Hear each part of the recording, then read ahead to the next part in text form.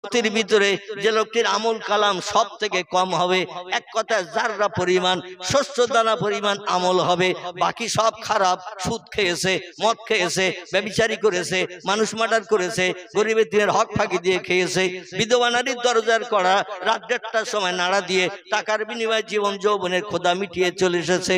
সারা পাড়ার মানুষ কম্বল মুড়ি দিয়ে ঘুমিয়ে রয়েছে, পাখি পক্ষুল ঘুমিয়ে রয়েছে, জীব জন্তু নিস্তব্ধ। আর বিধবা নারী তার স্বামী দুনিয়া থেকে বিদায় হয়ে গেছে। একটা বাচ্চা কারো আছে, কারো নাই। ঘরের দরজায় যে কড়া নাড়া দিল, টাকার বিনিময়ে তোমার সংসার চলবে ভালো, আমার জীবনের শখ মিটবে, একটু দরজা খোলো।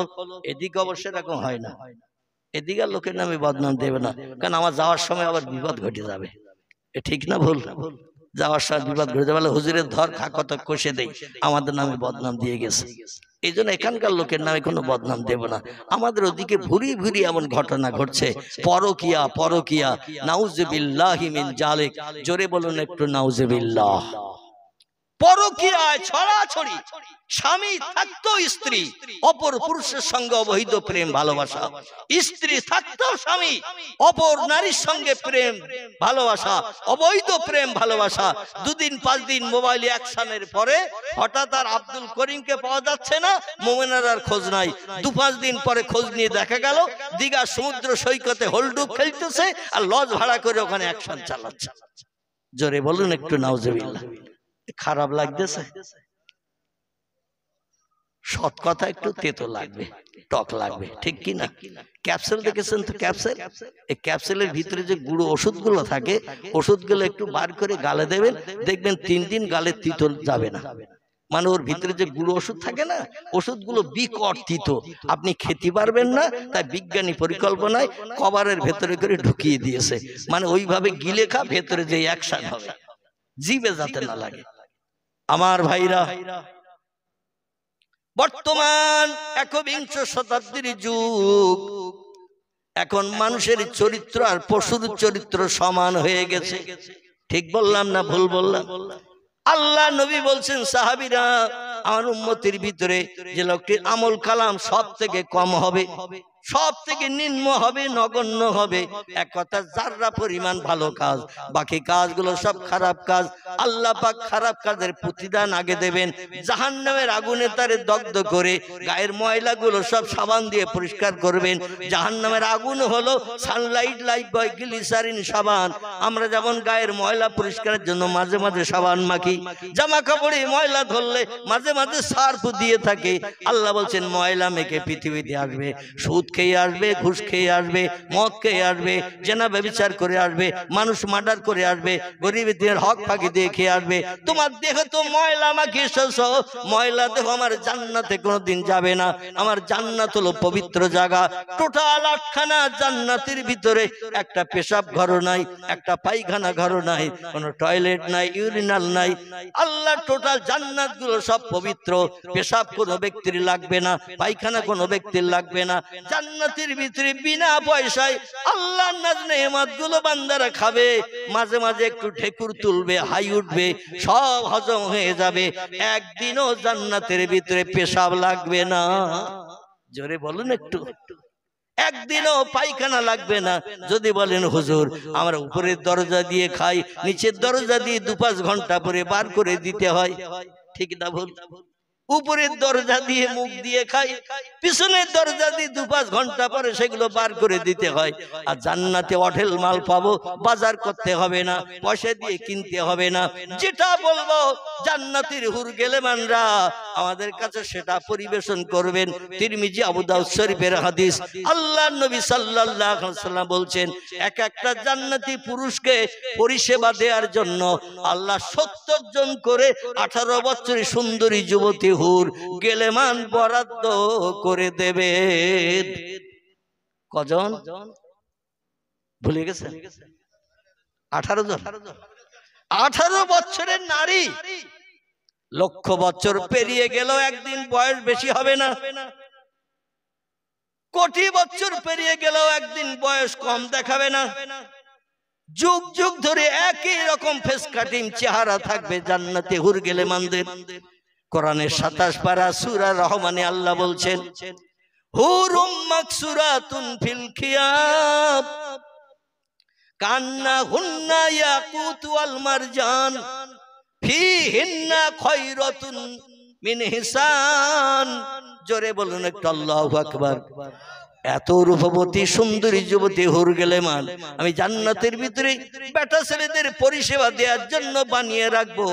জান্নাতের একটা কম দরজার হুর, নরমাল কোয়ালিটির হুর, খুব সুন্দরী দেখতে নয়, তাকে যদি দুনিয়ায় নামিয়ে দেয়া হয় আর তাম পৃথিবীর সব দেশের মেয়েদের ভিতর থেকে ছাঁটাই করে বাছাই করে যে মেয়েটারে ফার্স্ট ক্লাস ফার্স্ট বানানো হয়, বিশ্ব সুন্দরী বানানো হয়, সিনেমার অভিনেত্রী নায়িকা যারা, যাদের চেহারা দেখতে ভালো, মানুষ টাকা খরচ করে ঘন্টার পরে ঘন্টা নায়িকাদের দেখতে যায় না এই রকম সুন্দরী নায়িকা অভিনেত্রী কিংবা বিশ্ব সুন্দরী জান্নাতি হুরের পাশে যদি দাঁড় করিয়ে দেয়া হয়, আল্লাহ নবী সাল্লাল্লাহু আলাইহি ওয়াসাল্লাম তিরমিজি আবু দাউদ শরীফে নাসাই শরীফের হাদিসে জানাচ্ছেন, দুনিয়ার বিশ্ব সুন্দরী আর জান্নাতি হুর পাশাপাশি যদি দাঁড় করিয়ে দেয়া হয় আর দুনিয়ার যুবকদের যদি বলা হয় মা তারা ইয়া আইয়ুহাস শাব, এই যুবক ওই নারী দুটির দিকে তাকিয়ে দেখো কোনটা তোমার পছন্দ, কোনটা তোমার ভালো লাগে।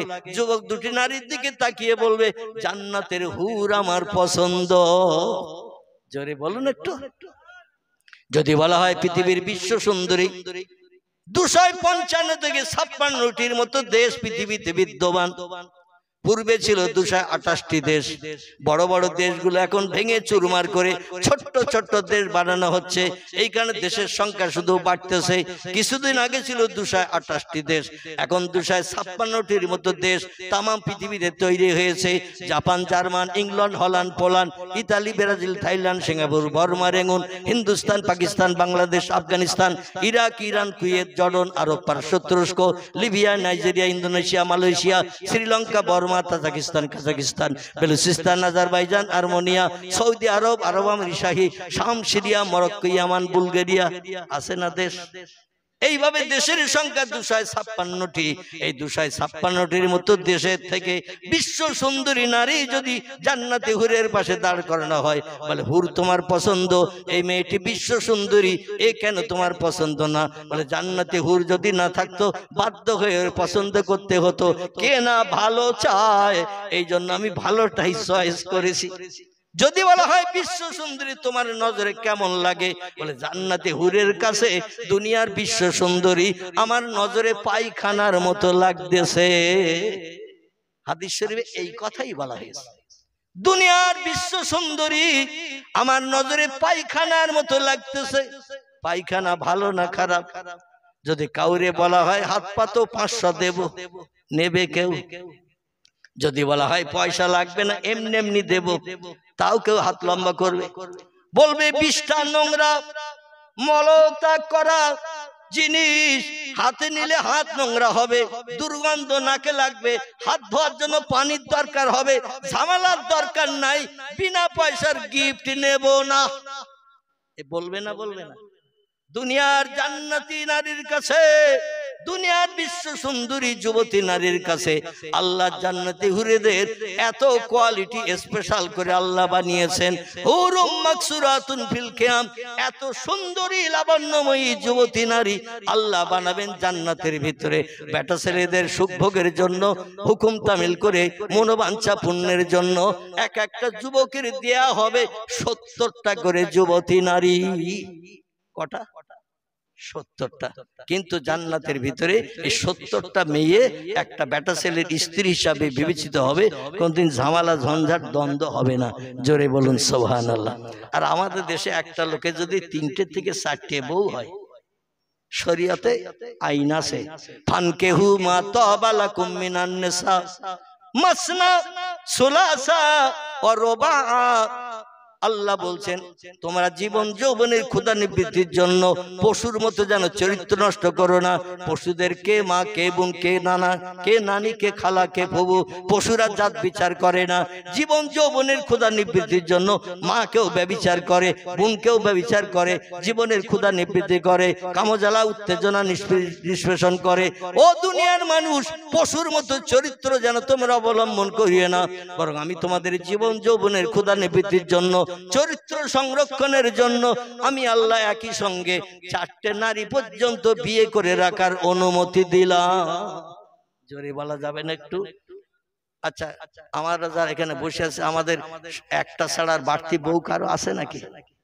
দুই একজনা থাকলেও থাকতে পারে, লজ্জায় হয়তো আজকে হাত তুলবে না, তো না তুলে না তুলুক, অসুবিধা নেই। অনেকের একটু পয়সা করি, ব্যবসা ট্যাবসা ভালো যদি যায়, ও দেখবেন অন্তত 3টে বিয়ে করে বসে থাকে, কারণ টাকা পয়সা খাওয়াবো কারে, রাখবো কোথায়, এই জন্য 2টো 3টে বিয়ে করে থাকে। কিন্তু আল্লাহ বলছেন ফানকিহু, তোমরা বিবাহ করো, নিকাহ করো, মা তাবা লাকুম মিনান নিসা, তোমার নজরে যে মেয়েটা চয়েস হয়, ভালো লাগে, তারে বিয়ে করো। কোরআন আমাদের জন্য এই সুন্দর পরিকল্পনা তথ্য দিয়েছে। বাপ দাদা দেখে দেবে, ইসলাম শরীয়তটা পছন্দ করে না।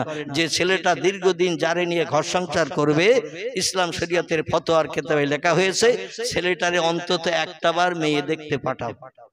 কারণ তুমি বাপ, তুমি দাদা, তুমি পাড়ার মোড়ল মোল্লা, মেয়েদেরকে পছন্দ করেছো, যে ভোগ দখল করবে তার যদি পছন্দ না হয়, সংসারে অশান্তি দেখা দেবে। এই জন্য যে সংসার করবে তারে নিয়ে দীর্ঘদিন, তাকে অন্তত একটাবার দেখাও। সে দেখে তার নজরে যদি চয়েস হয়, সংসারে অশান্তি হবে না। আর তোমরা দেখে দিয়েছো, যদি তার নজরে চয়েস না হয়, খুঁটি নাটি ঝগড়া ঝাঁটি কথা কাটাকাটি অটোমেটিক চলবে না, চলবে না, অটোমেটিক চলবে। এখন যার ব্যবসা একটু ভালো চলতেছে, ইট ভাটার ব্যবসা, আমাদের দক্ষিণের দিকে একটু জলকারের ব্যবসা, বাগদা চিংড়ি 1 কেজি হলেই 850-900, গলদা চিংড়ি 1 কেজি হলেই এখন 800-850 টাকা কেজি।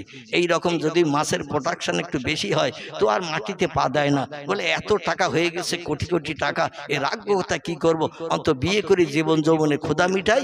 তো 2টো 3টে শরীয়তে আল্লাহ বলছেন রোবা, তুমি 4-4টে নারীকে একসঙ্গে বিয়ে করে সংসার করতে পারো, আমার তরফ থেকে বৈধ হালাল ঘোষণা করলাম। জোরে বলুন সুবহানাল্লাহ। এরপরে আল্লাহ কোরআনে যে তত্ত্ব দিয়েছেন, ও তত্ত্বটা আলেম ওলামারা খুব বেশি বলে না, ওই পর্যন্তই বলে। আল্লাহ 4টে বিয়ে করার অনুমতি দিয়েছেন পুরুষদের, বলে না আলেমেরা? এ কথা বলে, কথা বললে কি আপনাদের গায়ে বোঝা পড়বে নাকি? এই পর্যন্ত আলেমেরা বলে আল্লাহ 4-4টে মেয়েকে বিয়ে করার জন্য পুরুষদের অনুমতি দিয়েছেন।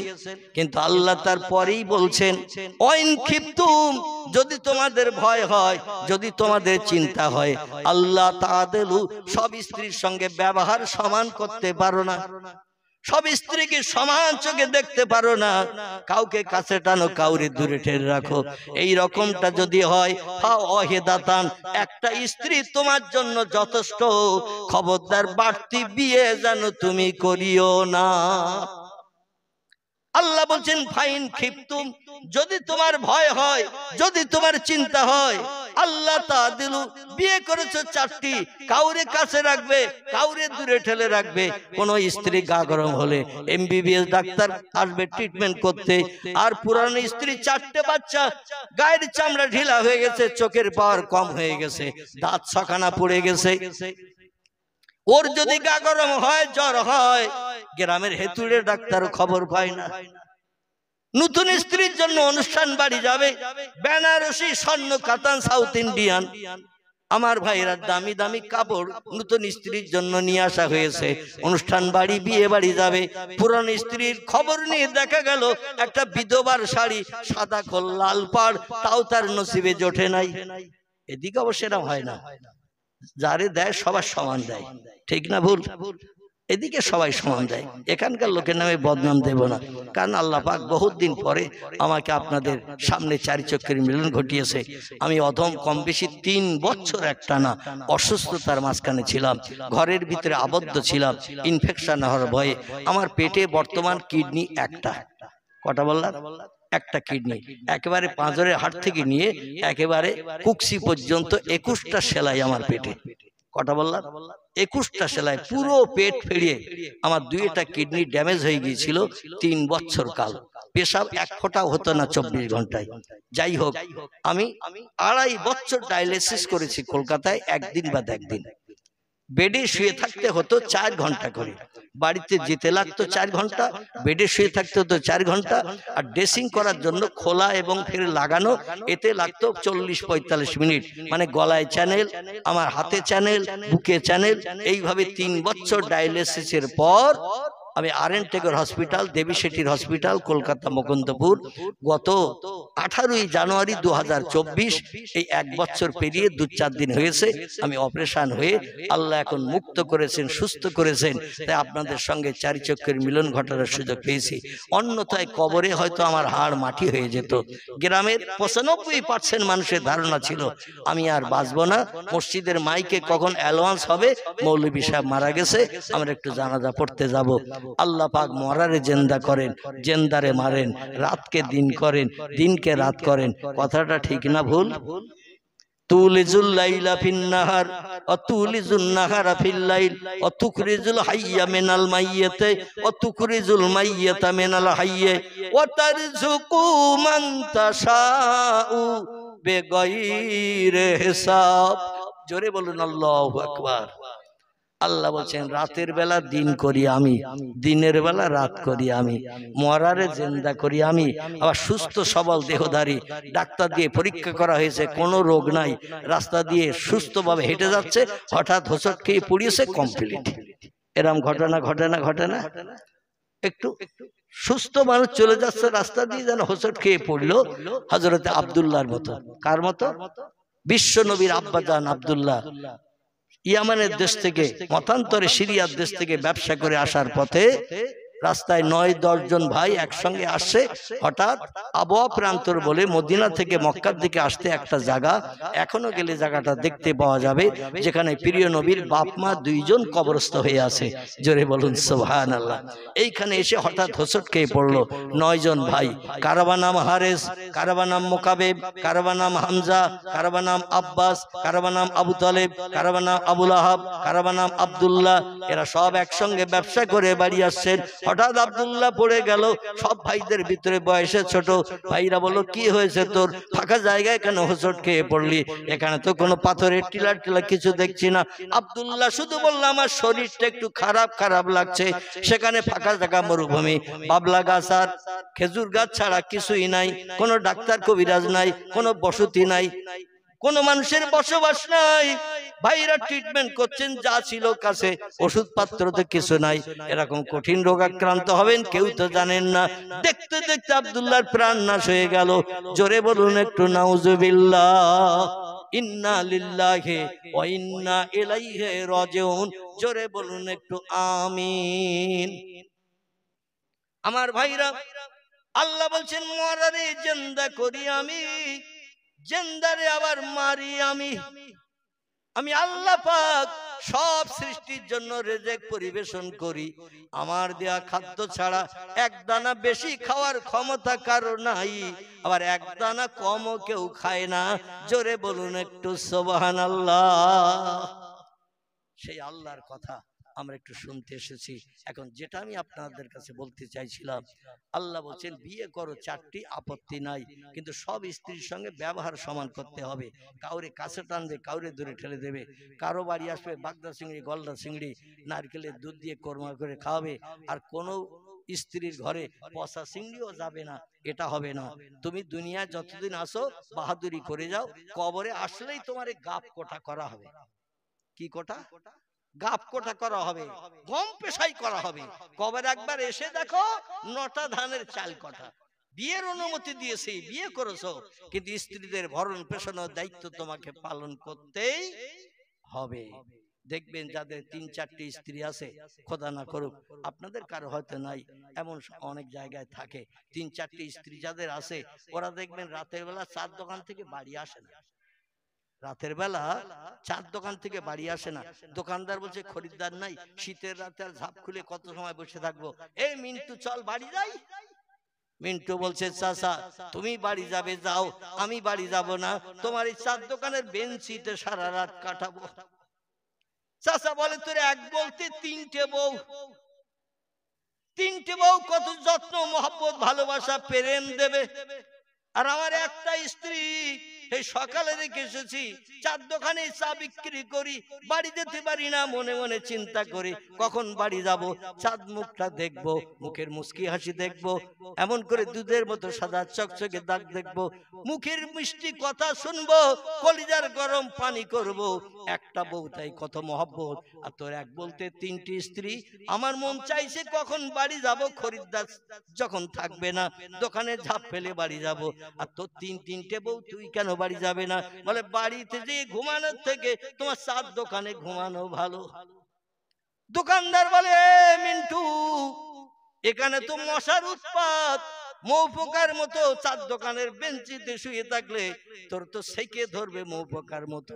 বলে মশার কামড় খাওয়া ভালো, কিন্তু বাড়ি যাওয়া ভালো না। চাচা বলে ব্যাপার বুঝি না, একটু ভেঙে বল।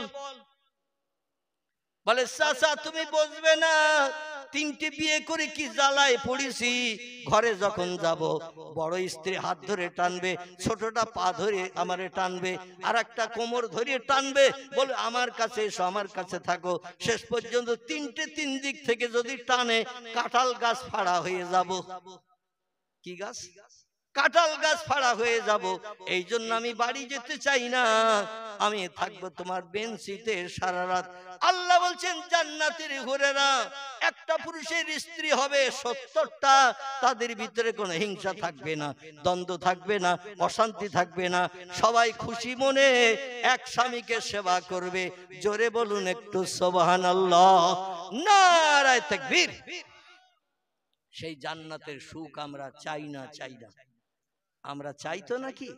এই সুখ যদি চাই, বিশ্ব নবী বলছেন আমার আদর্শের অনুসরণ করে চলো, কানা মাইফিল জান্নাহ, আল্লাহর বেহেশতের ভিতরে এক জায়গায় বসে আমরা সুখ ভোগ করব। জোরে বলুন সুবহানাল্লাহ।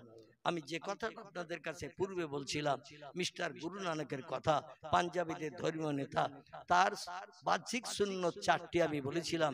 একটি হলো মাথার পাগড়ি, 2 নম্বর মাথার চুলের একটা বেনি, মানে বিবনি গেঁথে রাখে মাথার পাগড়ির ভিতরে, 3 নম্বর হলো মুখের দাড়ি, 4 নম্বর গুরু নানকের সুন্নত হলো 2 হাতে 2টি বালা পরিধান করে পাঞ্জাবিরা বসবাস করে।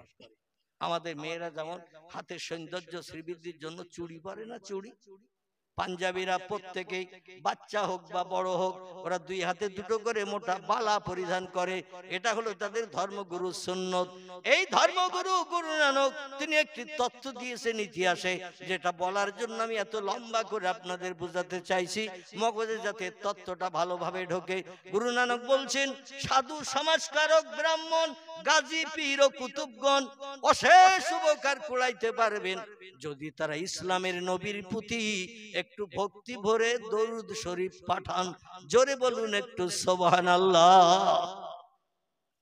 গুরু নানক বলছেন সাধু সমাজকারক ব্রাহ্মণ গাজী পীর ও কুতুবগণ অশেষ উপকার কুড়াইতে পারবেন যদি তারা ইসলামের নবীর প্রতি একটু ভক্তি ভরে দরুদ শরীফ পাঠান। গুরু নানক বলেন নাই সময় সুযোগ হাতে পেলে রামকৃষ্ণ পরমহংসদেবের নামে জপ জিকির করিও, মহাবীরের নামে তসবিহ পড়িও, আচার্য কেশবচন্দ্রের নামের প্রশংসা করিও, এ কথা গুরু নানক বলে নাই। তিনি বলছেন সময় সুযোগ যদি হাতে পাও, বৃথা সময় নষ্ট না করে ইসলামের নবী মুহাম্মদ রাসূলুল্লাহর মহব্বতে একটু বেশি বেশি করে দরুদ শরীফ পড়ে নাও। কারণ যেদিন কেউ কারো পাশে দাঁড়াবে না, ইয়াউমা ইয়াফিরুল মারু মিন আখিহি ওয়া উম্মিহি ওয়া আবিহি ওয়া সাহিবাতিহি ওয়া বানিহি ওয়াল আখির। আল্লাহ কোরআনে তত্ত্বকোট করে দিয়েছেন হাসরের মাঠ যেদিন সংঘর্ষ করব, সেদিন স্বামী স্ত্রীকে চিনবে না, স্ত্রী স্বামীর কাছে পরিচয় দেবে না, বাপ ছেলেরে চিনবে না, ছেলে বাপের কাছে পরিচয় দেবে না, ভাই বোনকে চিনবে না, বোন ভাইকে চিনবে না, ছেলে বাপকে চিনবে না, বাপ ছেলেকে চিনবে না, মা মেয়েরে চিনবে না, মেয়ে মায়ের কাছে কোনো পরিচয় দেবে না। সেদিন মানুষ বিপদগ্রস্ত হয়ে হাসরের মাঠে দৌড়াদৌড়ি ছুটাছুটি করতে থাকবে। আল্লাহ নবী বলছেন আমার মহব্বতে যে লোকটি প্রাণ ভরে ভক্তি ভরে বেশি বেশি করে দরুদ শরীফ পাঠ করে, লা ইয়াদখুলুল জান্নাহ, আমি মুহাম্মদ রাসূলুল্লাহ তত সময় পর্যন্ত বেহেশতে ঢুকবো না, জান্নাতের সুখ উপভোগ করব না। হাত্তা ইয়াতাকি ওয়া ইখরিজু মিনান নারে মান ক্বালা লা ইলাহা ইল্লাল্লাহু ওয়া ফি কলবিহি উজনুন বুররাতিন মিন খায়র ওয়া ইখরিজু মিনান নারে মান ক্বালা লা ইলাহা ইল্লাল্লাহু ওয়া ফি কলবিহি উজনুন শাইরাতিন মিন খায়র ওয়া ইখরিজু মিনান নারে মান ক্বালা লা ইলাহা ইল্লাল্লাহু ওয়া ফি কলবিহি উজনুন জাররাতিন মিন খায়র। রাওয়াহু মুসলিম। চিল্লায়ে বলুন আল্লাহু আকবার। ইমাম মুসলিম বিন হাজ্জাজ রাহমাতুল্লাহ আলাইহি পবিত্র সহিহ হাদিসের কিতাবের নাম, কিতাবটির নাম হলো মুসলিম শরীফ। কি নাম বললাম? কেউ বলেছেন পৃথিবীতে নবীর জবানে হাদিসের কিতাবের ভিতরে বুখারী শরীফের দাম সবথেকে বেশি। আবার কোন বর্ণনাকারী বলেছেন পৃথিবীতে কোরআনের পরে সবথেকে বেশি দাম ওই কিতাবের, যার নাম হলো মুসলিম শরীফ। আবার কোন বর্ণনাকারী বলেছেন বুখারী মুসলিমের দাম সমান সমান। জোরে বলুন সুবহানাল্লাহ। ইমাম মুসলিম বিন হাজ্জাজ রাহমাতুল্লাহ আলাইহি নকল করেছেন তার কিতাবে, নবী বলছেন ওয়াইখরুজু মিনান নার, জাহান্নামের আগুন থেকে ওই লোকটাকে আমি টেনে বার না করা পর্যন্ত জান্নাতের সুখ ভোগ করব না, জান্নাতের ভিতরে ঢুকবো না, হুরগেলে মান্দিনে আনন্দ ফুর্তি করব না। যে লোকটি সারা জীবনের ভিতরে আল্লাহর নামের জপ, আমি মুহাম্মদ রাসূলুল্লাহ আমার নামের প্রশংসা জাররা পরিমাণ করেছে, গমের দানা পরিমাণ করেছে, একটা জবের দানা পরিমাণ ওজন হয়েছে, আমার মহব্বত, আমার নামের জব জিকিরের প্রশংসার ওজনটা যদি একটা জবের দানা পরিমাণ হয়, ও দুনিয়ার মানুষ শোনো, আমি মুহাম্মদ রাসূলুল্লাহ তাকে জান্নাতে না ঢুকানো পর্যন্ত আমি জান্নাতে ঢুকবো না। তাহলে সেই নবীর মহব্বতে দরুদ শরীফ পড়া ভালো না খারাপ? যদি ভালো হয় উচ্চ রবে, প্রাণ ভরে একটু উচ্চ রবে দরুদ শরীফ। আল্লাহুম্মা সাল্লি আলা মাওলানা মুহাম্মদ ওয়া আলা আলি সাইয়্যিদিনা মাওলানা। ইউসুফকে দেখে জুলাইখা পাগল, ইউসুফকে দেখে জুলাইখা পাগল, রসুলকে দেখে খাদিজা, সেই আশিকে মুসলিম পাগল, দরুদ পড়ো মুস্তাফা। আল্লাহুম্মা সাল্লি আলা সাইয়্যিদিনা মাওলানা মুহাম্মদ ওয়া আলা আলি মাওলানা। কাজ করিতে গেলেন নবী, কাজ করিতে গেলেন নবী, মা খাদিজার বাসায়, রসুল প্রেমে মুগ্ধা হলেন, পরকালের আশায়। আল্লাহুম্মা সাল্লি আলা মাওলানা মুহাম্মদ ওয়া আলা আলি।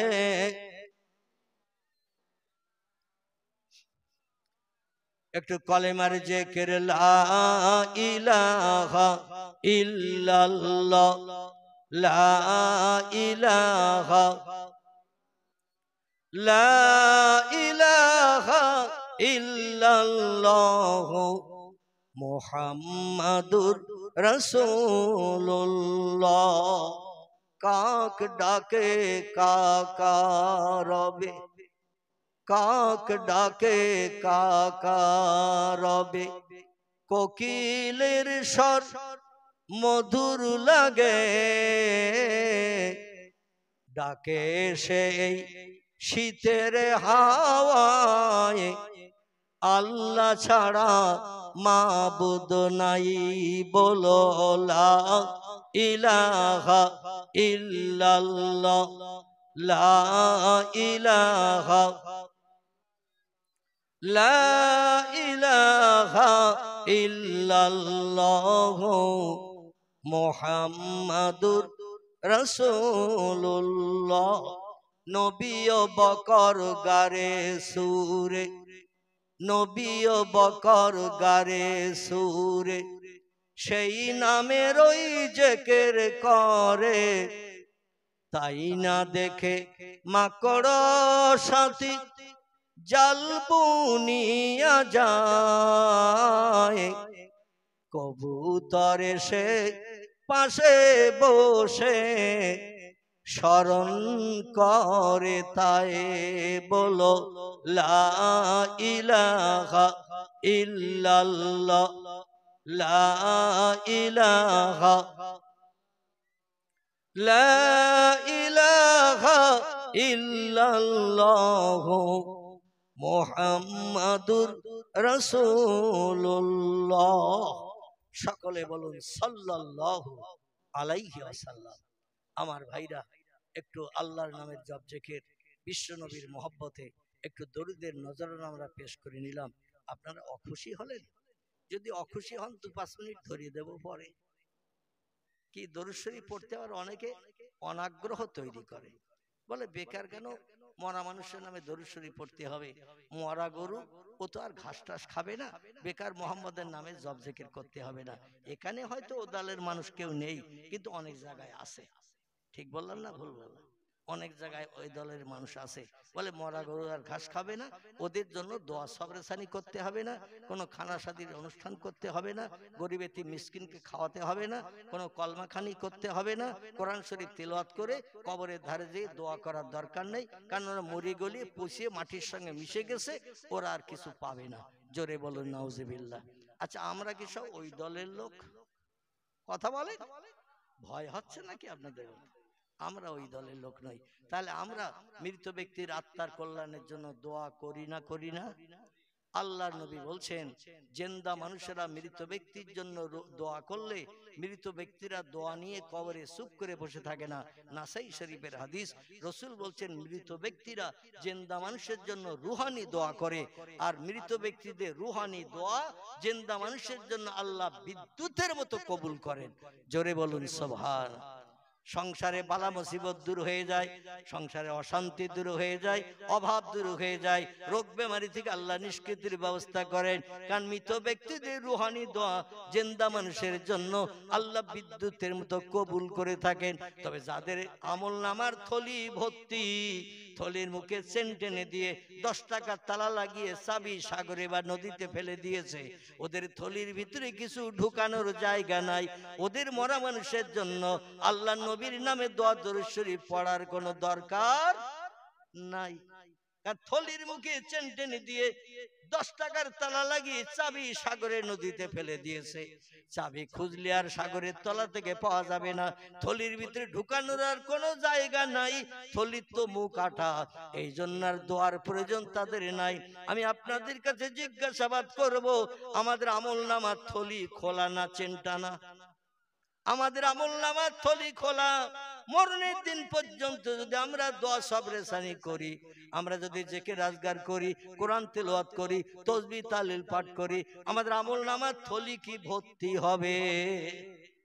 আবু বকর সিদ্দিক বলছেন, ও দুনিয়ার মানুষ, আল্লাহর নামের জপ জিকির ইবাদত বন্দেগী, নফল নামাজ, তাহাজ্জুদের নামাজ, ইশরাকের নামাজ, চাশতের নামাজ, আওয়াবিনের নামাজ, 5 ওয়াক্ত ফরজ নামাজ, নবীর পিছনে দাঁড়িয়ে দাঁড়িয়ে ইক্তেদা করার পরও আমার আমলনামার থলি আমি ভর্তি করতে পারিনি।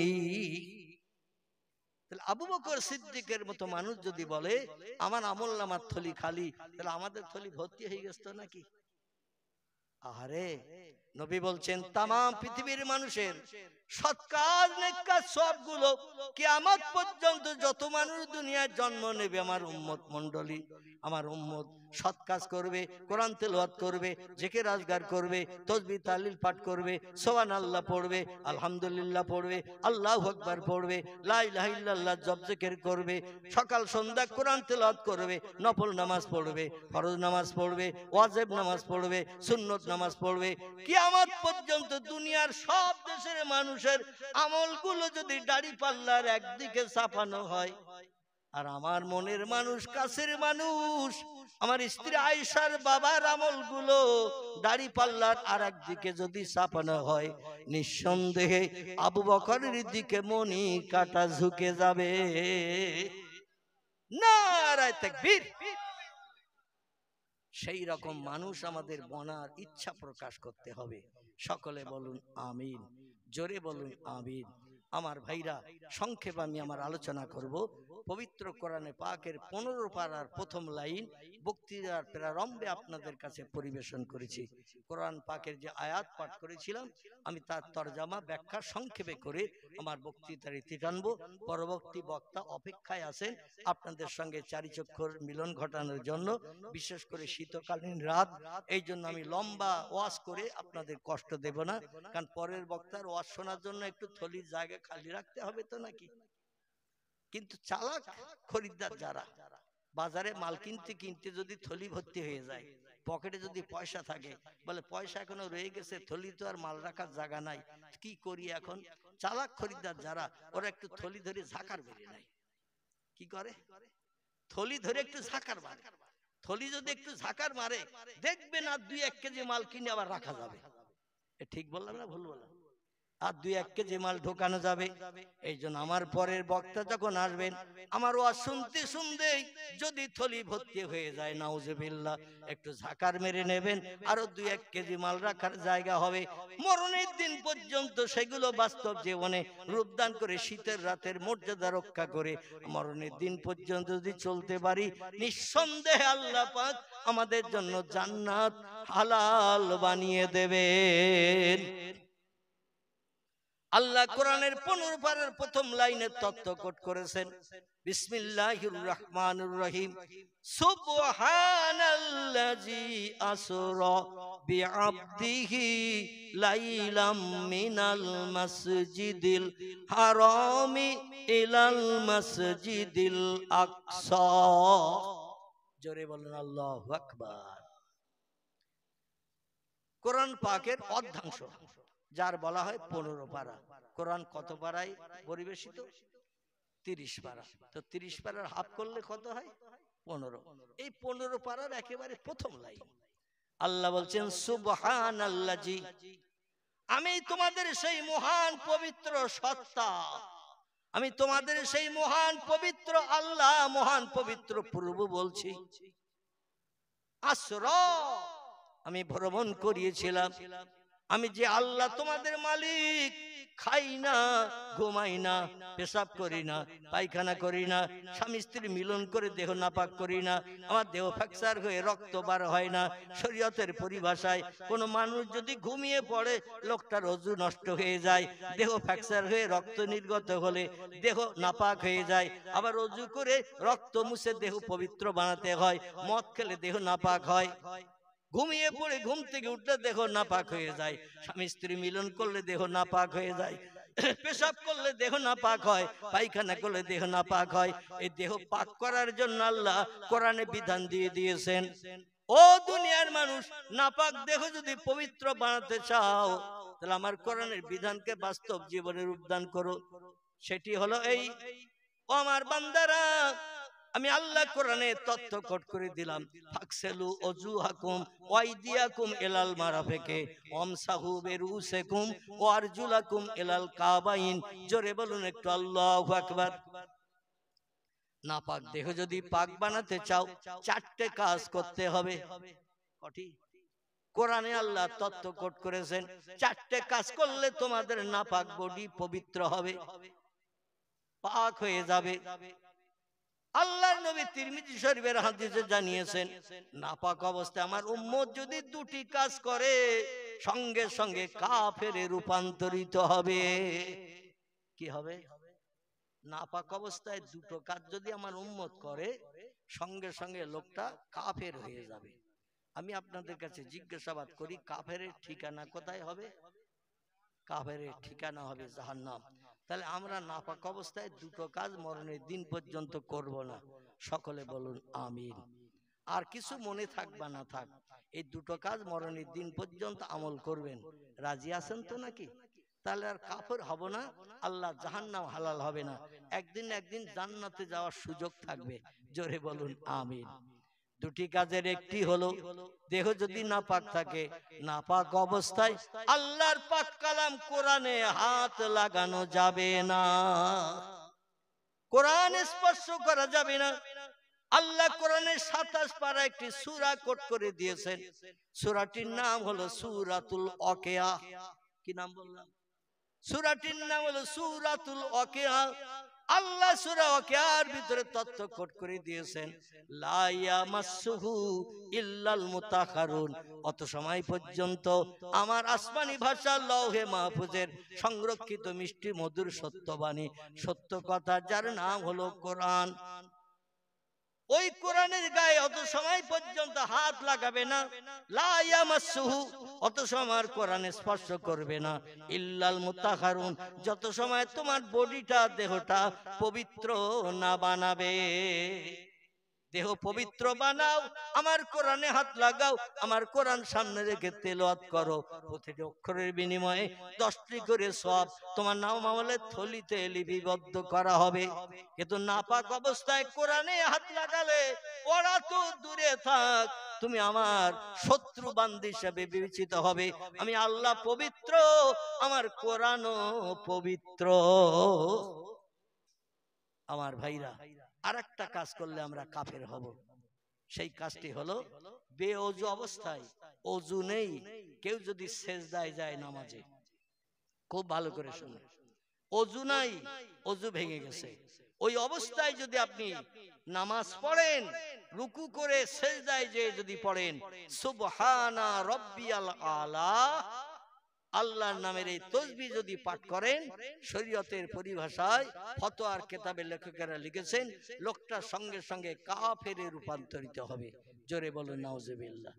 আমরা মসজিদে অধিকাংশ ব্যক্তি অন্তত প্রতিদিন না যাই, সপ্তাহে একদিন যাই। ঠিক বললাম না ভুল বললাম?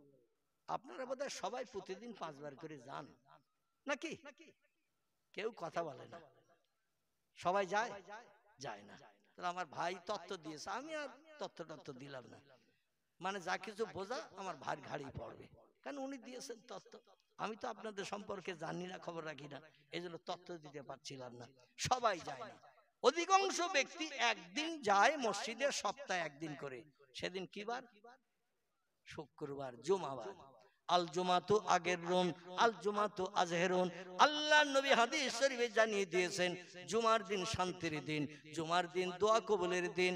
আল্লাহ পাক জুমার দিন বান্দার মনোবাঞ্ছা পূর্ণের দিন বানিয়ে দিয়েছেন।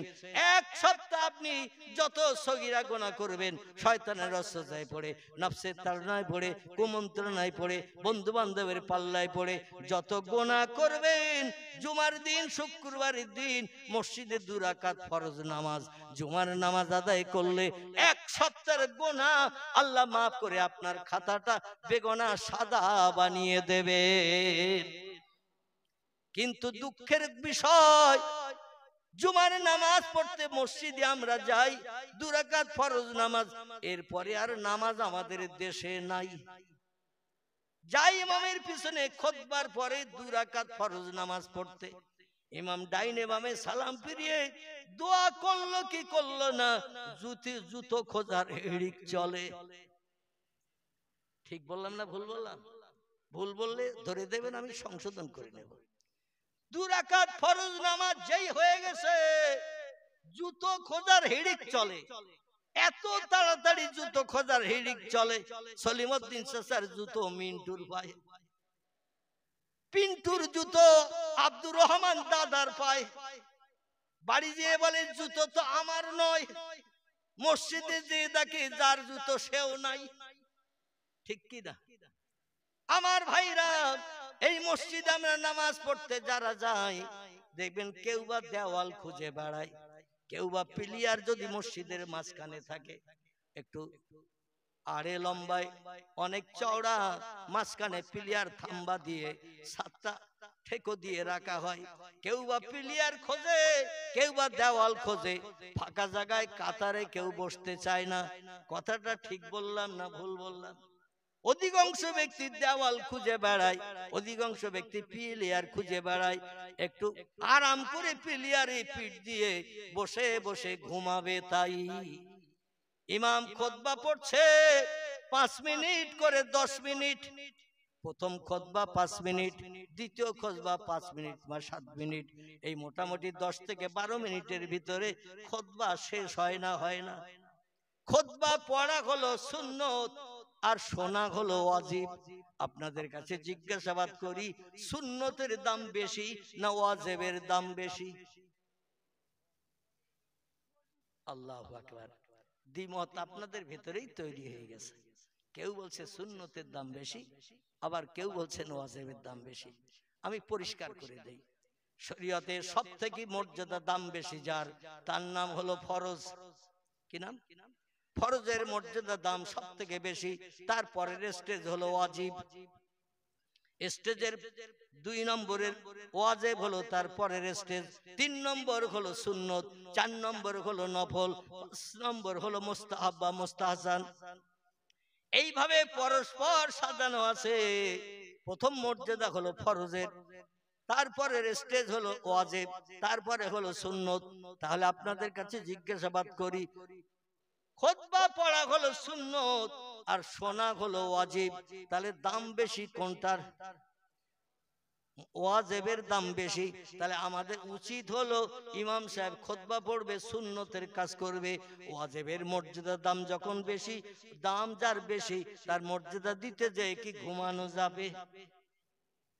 দেওয়ালে খুতবা পড়ছি, ইমাম কখন শেষ হবে জানা নাই, আর অধিকাংশ ব্যক্তি মসজিদে গেলেই ঘুম লাগে। ঠিক বললাম না ভুল বললাম? চায়ের দোকানে থাকবে, তাসের আড্ডায় থাকবে, ক্যারাম বোর্ডে থাকবে, জীবনে কোনোদিন ঘুম লাগবে না। আর যেই মসজিদে যাবে ওর সাগরের ঘুম এসে অ্যাটাক করে। ইমামের খুতবা কখন শেষ হয়ে গেছে তাও জানে না, দেওয়ালে পিঠ দিয়ে আসমানে চলে গেছে, বন্ধুর বাড়ি চলে গেছে, বান্ধবীর বাড়ি চলে গেছে, কোন আমড়া তলায়, পাকড়া তলায়, তেঁতুল তলায় অ্যাকশন চলতেছে, ঘুমিয়ে পড়েছে, মনের মানুষ কাছে এসে গেছে, কোন আমড়া তলায়, পাকড়া তলায় অ্যাকশন চলতেছে।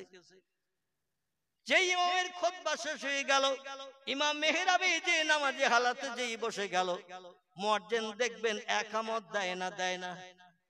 মুয়াজ্জিন একামত দিল, আর যেই হাইয়া আলাস সালাত, হাইয়া আলাল ফালাহ আওয়াজ যেই মুয়াজ্জিন তুললো, অধিকাংশ মুসল্লিরা ইমামের দেখা দেখি সব কাতারে দাঁড়িয়ে যায় না? যায় না?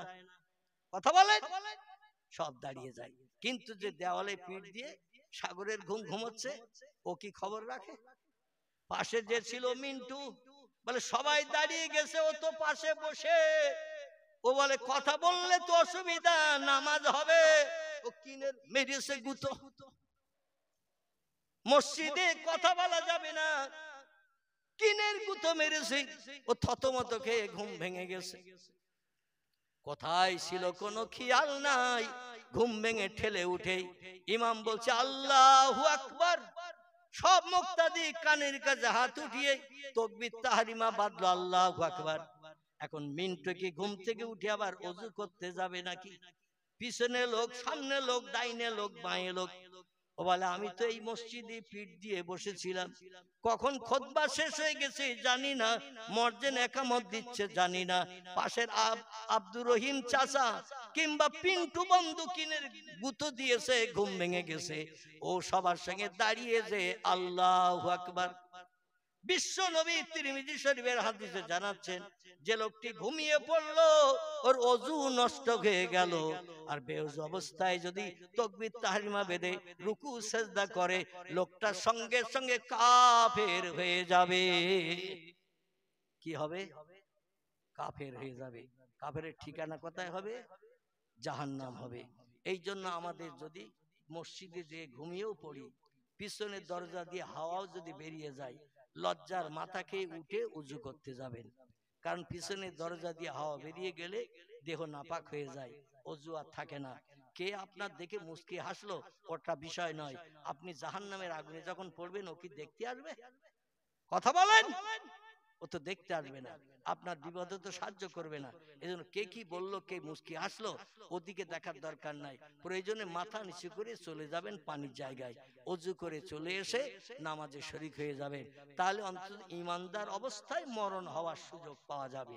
জোরে বলুন একটু সুবহানাল্লাহ। আলহামদুলিল্লাহ। পরের বক্তা এসে গেছে। আমি আজকের আর এই পবিত্র মেরাজ সম্পর্কে, বিশেষ করে রজব মাসের আগামী কাল দিনগত রাত, প্রিয় নবী মুহাম্মদ রাসূলুল্লাহর জীবনে 53 বছর বয়সে আল্লাহ দর্শনের রাত ছিল। জোরে বলুন সুবহানাল্লাহ। আমরা কেউ আল্লাহরে দেখতে পেয়েছি? কি কথা বলে? কেউ দেখতে পায়নি, কিন্তু আল্লাহ আছে না নাই? আছে। আমরা না দেখে বিশ্বাস করি। পয়গম্বর মুহাম্মদ রাসূলুল্লাহ বাস্তব চোখে আল্লাহকে দেখেছিলেন 27 বছরের লম্বা মেয়াদ। কত বললাম? 27 বছরের লম্বা মেয়াদ, লম্বা ঘটনা। আল্লাহ নবী বলছেন, মান সামা ইয়ামার রজব, যে ব্যক্তি রজব মাসে একটা নফল রোজা রাখবে, কামা সামা দাহরা কুল্লাহু, ও লোকটি যেন সারা বছর রোজা রাখলো। এবং আল্লাহ পাক তার নামামলের থলিতে রজব মাসে একটা রোজা রাখার কারণে সারা বছর রোজা রাখার সব তার আমলনামার থলিতে লিপিবদ্ধ করে দেবেন। জোরে বলুন একটু সুবহানাল্লাহ।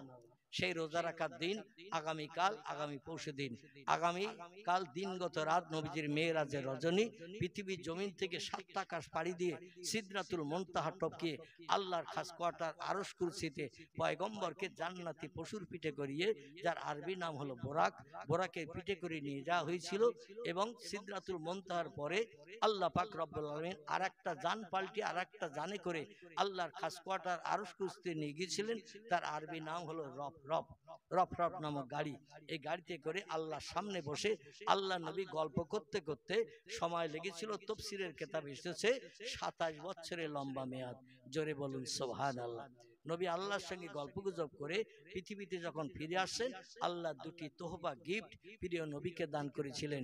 একটি তোহবার নাম হলো 5 ওয়াক্ত নামাজ, একটি তোহবার নাম হলো সারা বছরে 1 মাস রমজানের রোজা। আল্লাহ বলেন, এই দুটো কাজের আমল যদি আপনার উম্মতরা দিতে পারে, বেশক তারা জান্নাতে সুখ ভোগ করার সুযোগ পাবে। জোরে বলুন সুবহানাল্লাহ। আমি মেরাজের লম্বা ঘটনার আলোচনা আজ আর করছি না।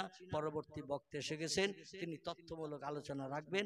আল্লাহ যদি অথমকে আবার হায়াতে তৌফিক দেন, 4 চক্ষের মিলন ঘটান, সেদিন স্মরণ করিয়ে দেবেন বিশ্ব নবীর এই তাজ্জব ঘটনা, আশ্চর্যান্বিত ঘটনা, লম্বা ঘটনা, মেরাজের তথ্য আপনাদের কাছে পরিবেশন করে কলিজা ঠান্ডা করার চেষ্টা করব ইনশাআল্লাহ।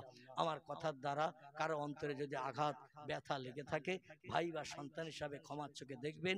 কথার ভিতরে যদি কোনো ভুল ত্রুটিমূলক কোনো কথা বলে থাকি, ক্ষমাগুণে মার্জনা করবেন, কিংবা মোবাইলের ফোন নম্বরের মাধ্যম দিয়ে আমাকে জানাবেন।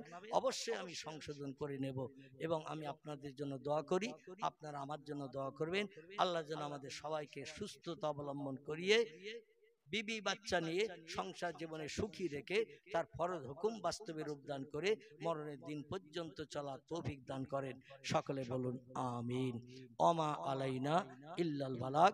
প্রাণ ভরে উচ্চরবে দরুদ শরীফ। আল্লাহুম্মা সাল্লি আলা